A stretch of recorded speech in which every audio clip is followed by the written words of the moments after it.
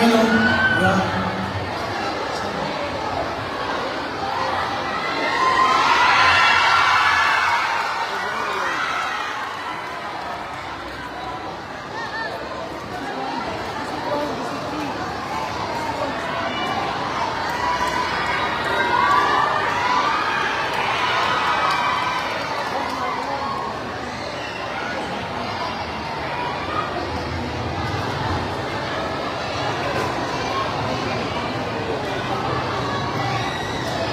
Good morning. Maupo lang kayo.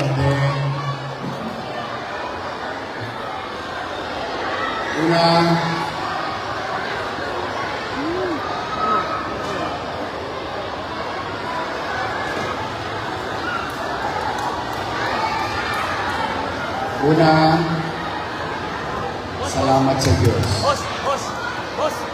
Walang disgrasya. Salamat din sa inyo at nakinig kayo sa pamahalaan na maagang umalis. Dahil doon, although overwhelmed tayo, ang dami ng tao,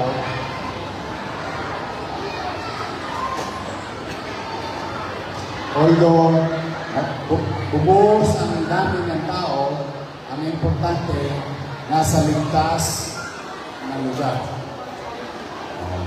At salamat sa Diyos, medyo gumaganda na ang panahon.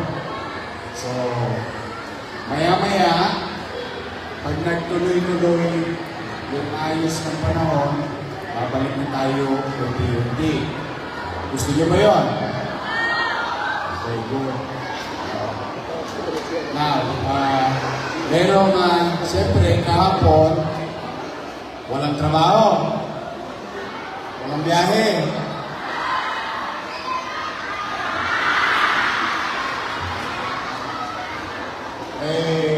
Pero huwag kayong mag-alala.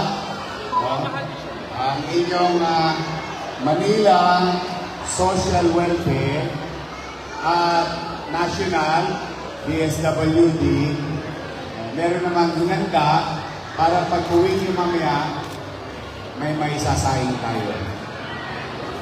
Okay ba yan? Kumain na kayo kaninang umaga? Sino ang kumain na kaninang umaga? Wala pa? Wala kayong breakfast? Okay. Sino kumain ng alas 5?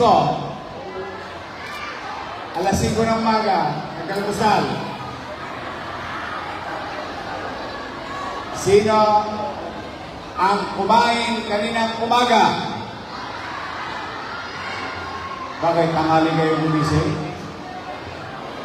Anyway, magpapahanda ako ng pagkain.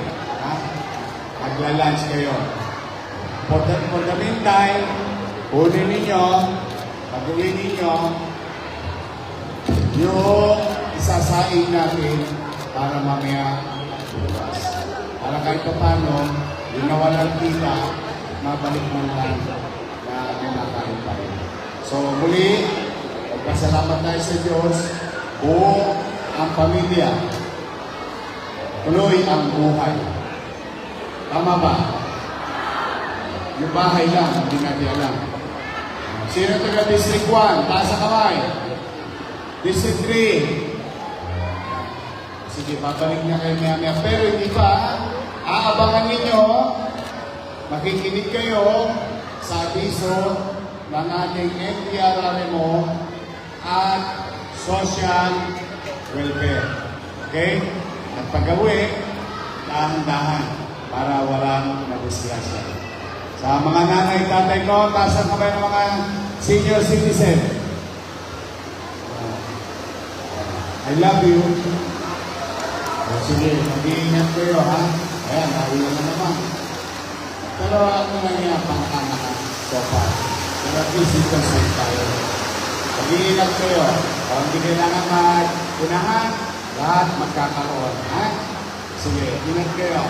At patuloy tayo magdasal na sana mahinto na itong kinakaharap natin sa Bagyong Juan.